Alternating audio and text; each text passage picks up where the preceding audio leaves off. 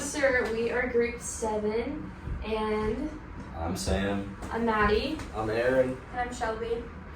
And Today we're talking about Ashoka, Akbar, the caste system, and non-violence. so basically we're going to start with talking about Ashoka. Ashoka was a ruler. He was before Akbar, and he was really keen on nonviolence and respect and peace and what that meant to the people that were under his reign. And he really focused heavily on Dharma, which he's back to nonviolence, peace, and just morality and respect. And he was Buddhist. He believed in no sacrifices, respect to all living beings. And he was a cruel person in the beginning, but then he slowly turned to become a good person. He thought that violence would be the key to earning respect from people, but after the last war that he was a part of, he finally, I guess, realized that violence wasn't causing unity, it was just causing destruction. So after that, he turned to Buddhism and wrote 33 Edicts, which just talked about nonviolence and respect and peace and just how to bring everybody together in unison with one another. What do y'all think about that? I think with Ashoka, he started off, as you said, like very cruel, like just wanted to be very powerful, because I think he kind of thought he had to compete with all the other rulers at the time and like have the most land and whatnot, have the best military. And so I think he kind of led that massacre of a bunch of people because of that reason, and then he realized it was so wrong, and then he turned to Buddhism, which I do think Buddhism has a lot of credit for like the great values that he displayed to his people. Yeah, I could definitely say that obviously with the Dharma and stuff, it taught people to live their lives with respect and peace with one another and set that standard for society as a whole to kind of function as one and to help one another. And it also, not only for himself and his own empire, but it set the standard for other empires around him, and also future empires such as Akbar's, where he kind of started off more on the peaceful side of that kind of look on life. Yeah, and I think he started out with a need for power, and then later on realized that there's a better way to lead his people with respect for animals and other living things. Yeah. Well, does anyone know anything about, like, I don't know how to pronounce it, but I think it's called, like, moksha? Yeah, so I think our professor told us about moksha as like the period of enlightenment, like you've reached enlightenment. So kind of what I have seen is that with Buddhism, Ashoka kind of wanted people to practice Dharma, which is like good karma and good deeds, which is why he kind of wrote the 33 Edicts. And doing these good deeds kind of would then lead you to moksha, to enlightenment, and that would be like your final like task on earth. Okay. Yeah. Do you think there's really any correlation between Ashoka and Akbar? Because I know Akbar was also after, like a period after Akbar. Akbar was a period after Ashoka's reign. So I think there definitely could be a little bit of correlation between the two.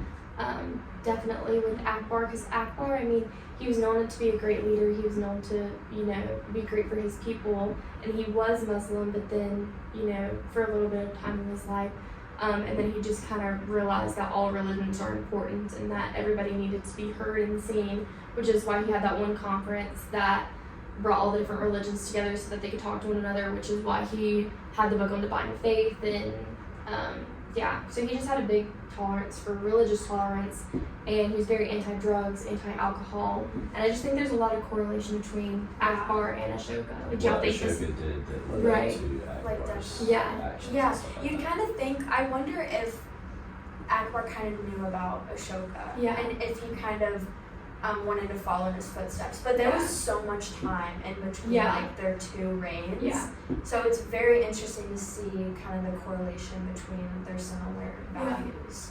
Well, because like Ashoka was like BCE, and then Akbar was way after that time. So I think there was just a lot of time in between that they could kind of like learn from one another. But that's a good question. I mean, I wonder if Akbar really knew about Ashoka and Yeah. like, what he did.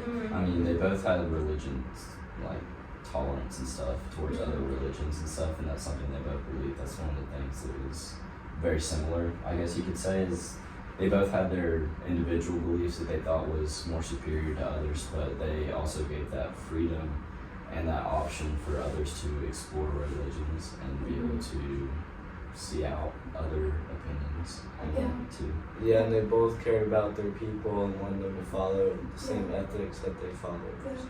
I think Yeah. a great thing about Akbar too is that like he preached all of these things on, you know, showing respect to other religions and like being respectful to one another, as did Ashoka.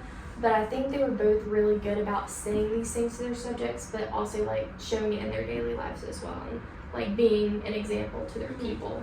Because Ashoka wasn't like that before, like you Yeah. said, like he was super cruel, super mean, and expected everyone to do his dirty work for him. But then when he had the whole realization of, you know, that destruction really didn't bring peace, I think he finally started to show us and be a good example for his people too.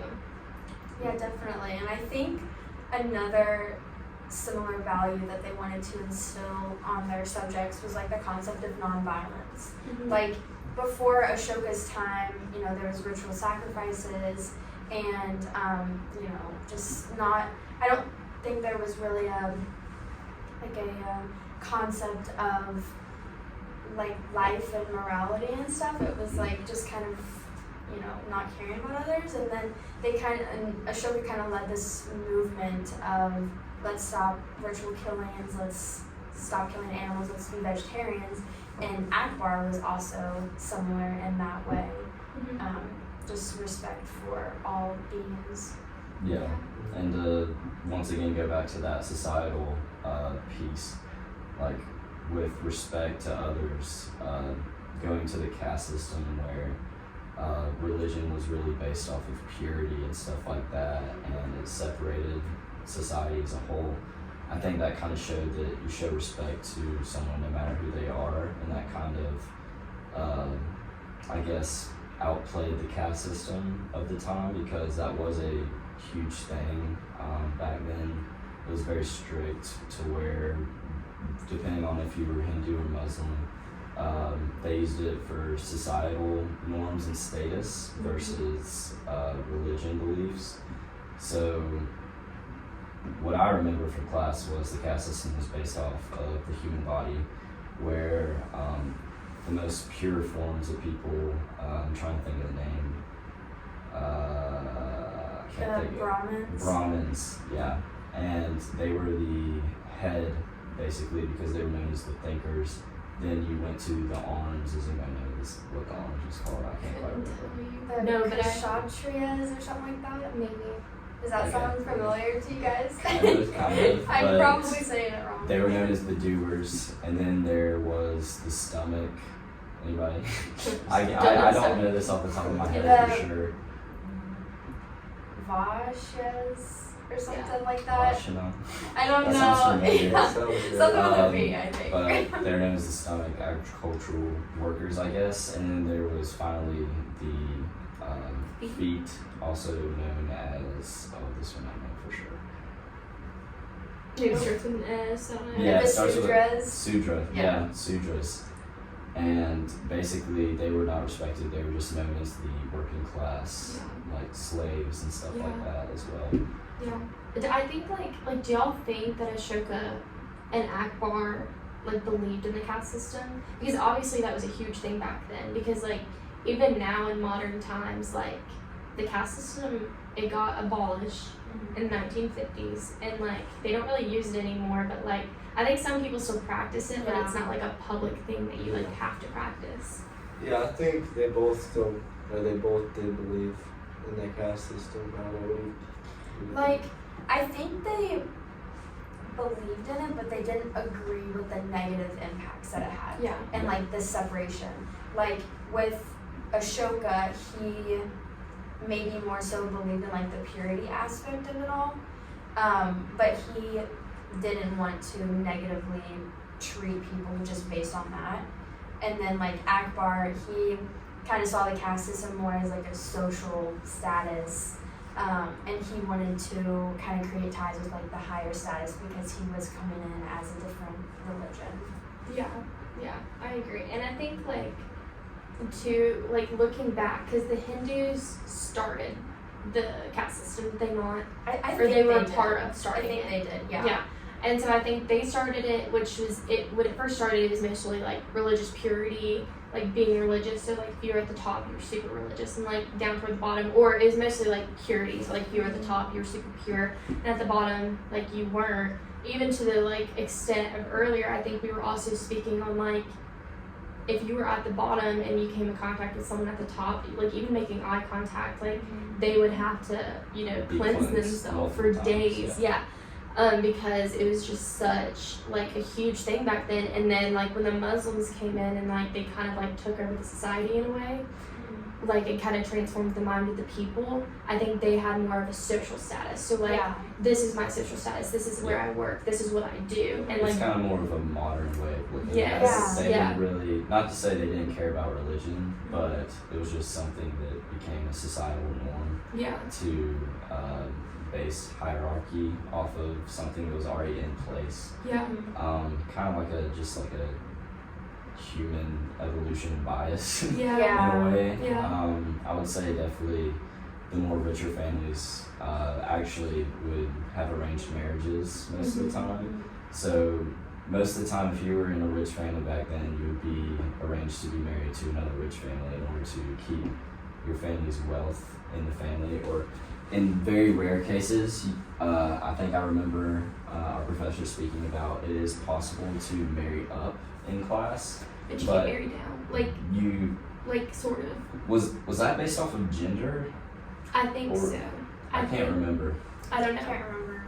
but Like, do you mean like you can marry outside of it, but you couldn't change your own? I think Yeah. it's basically, you can't become their caste system, but you can marry up into a Yeah. caste Yes. system. But it was And I think probably it was- rare for like the bottom to ever Yes. like marry up. Right. No, Because they that's were, like, also- the least for- Yes. I think it was the same way with just overall like your social status in general. You didn't have to marry into it. Yes. It was the easier way to. Yeah. But most of the time, it was just based off of like your own like hard work going through life and like your work. Well, not only that, but I feel as if, and y'all can disagree, but I feel like if you married down, you would kind of bring shame upon your family because like your family was a huge part. Like you were born into the caste system that you were given. So like obviously, if your family was in the lower class, that's what you were born into. Like you can't help that. You can't do anything about it. But like also, I don't know if we spoke about this or anything, but I think too it had a lot to do with the men. So like the women were the people, or the people that could go up in social class, but the men really couldn't. I don't really necessarily think because the men were the ones to seek the women, and the dads were the ones to arrange the marriages in the first place. Yeah. So, makes sense. but I mean, I could be wrong a little bit in that, but I think that's how it kind of went. So, A little food for thought. This is kind of like off topic, but do you think that like modern day, like even here in America, that like dating is mostly preferenced off of social status, like the same way that it was back then in the caste system? Like it wasn't necessarily forced as much, but do you feel most of the time people date to Stay equal the or same. higher? I mean, I could see that. What do you Yeah. think? I mean, I'm taking an intimate relationship. I took psychology that. Oh, are you? semester. They said that, they said that people date to like their status. yeah. You're more likely, like if you have a college degree, Yeah. you're more likely to date someone else with a college degree. Yeah. So.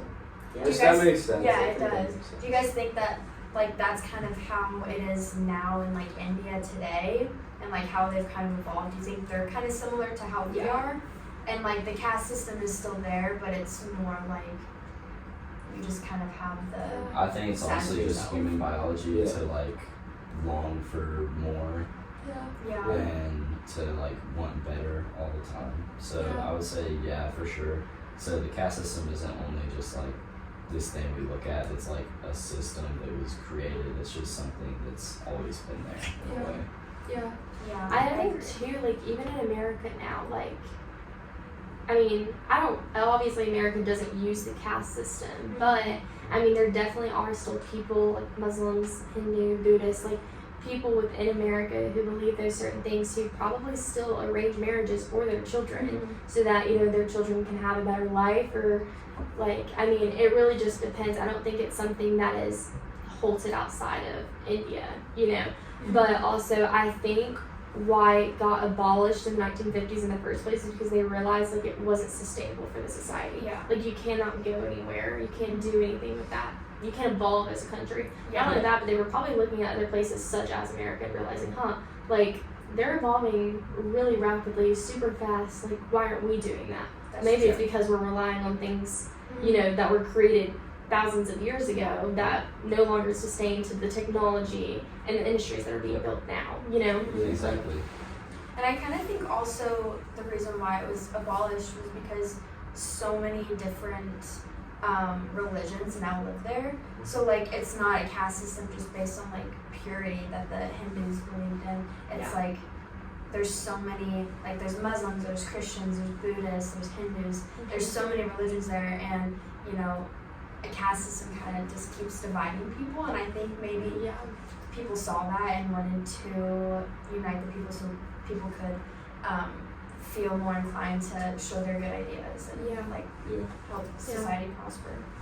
For me, I just think it's really cool how like it started with Ashoka and like, or not necessarily started with him, but he was like one of the earliest rulers, and like how his philosophies and like what he believed got transferred to the next and then the next and the next. And there's Akbar, who again was a great ruler, and he really did try to take the technology that they had in that time and advance it, which some people liked and some people didn't because they didn't want to change.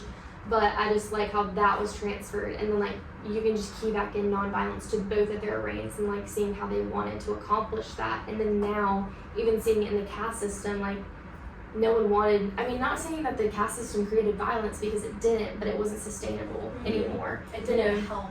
Yeah, it didn't help society anymore. Yeah. Even though some people still kind of practice it, it's not something that, is really relevant in society anymore, especially in India. So, I don't know.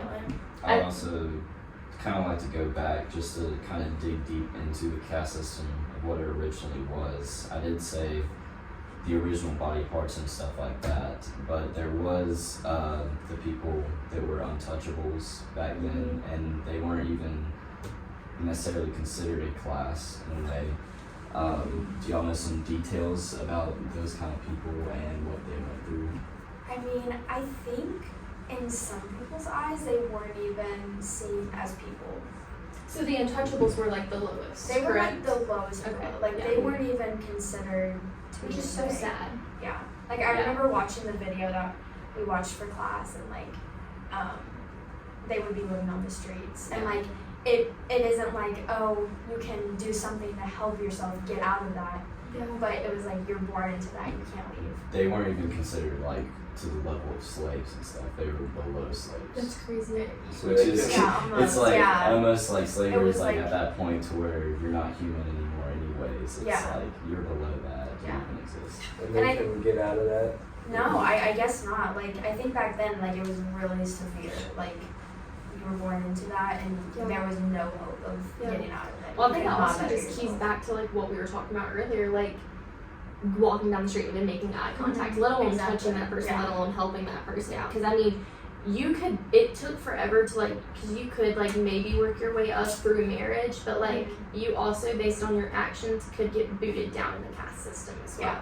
Like that is something that could occur, and it did occur to some people. But like once you got to the untouchable stage, like you weren't going anywhere. Yeah. So And I think like over time the caste system kind of became more like fluid. Is that the right word? yeah. Like it wasn't just concrete. It was like people could kind of go in and out of things, and it wasn't like as strict. Yeah. Because like today, it's technically abolished, but people still look at it and think about it. I would also say that Akbar and Ashoka were both obviously in the higher ranking of the caste system. So to me, I really want to know what they thought of that. I know that's something we didn't really focus on a whole lot, but from their perspective, if that was something based off of showing equal respect to one another, being in the position they are, I think it's rare that you see somebody in that power That's a good want to point, give yeah. up that power and show like want people to have the same respect and him to give the same respect to Yeah. anyone, no matter what part of the caste system they're from, Yeah. Yeah. instead of just being a greedy ruler Yeah. who just cared about himself. Yeah. Yeah. Like, do you think the caste system was effective? Like, what do you think? I mean, yeah, I think it was effective on like establishing who the classes that people would marry into, but I don't think it was necessarily right Right. to Yeah. segregate people in that Yeah. way. Yeah. So And it kind of, I will say, like, it kind of gave people, like, a purpose. Like, it gave people their jobs, but at the same time, it limited people. Like, yeah. Yeah. Well, even Had a women, passion because for women didn't something. work back then Yeah. too. Yeah. So it kind of gave women a sense of self in society of like, this is the status that I'm a part of. Yeah. You know. Yeah.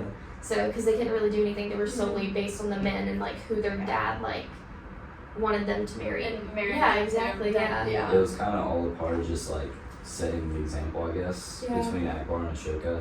They both like that's one of their goals that they oriented towards was being not only setting these foundations to be better in society, but they also showed it themselves, Yeah. and they were the example. They Yeah. wanted to be the example. Yeah. Yeah. So it's not like they were just giving out these rules and things they wanted to change. Yeah. They actually lived their lives this Yeah. way. I agree. Like, for example, with Akbar, he was very much about, like, religious tolerance and everything. And it wasn't even just, like, he was saying that. Like, he had a wife that was Hindu as well. So it kind of showed that, like, just because he was one, like, he married another because he respected all religions. Yeah. Yeah. And I think, like, Ashoka and Akbar, they were very rare, and that's, like, in their beliefs, and I think that's why they're kind of both known as some of the greatest rulers of India and, like, the early civilization.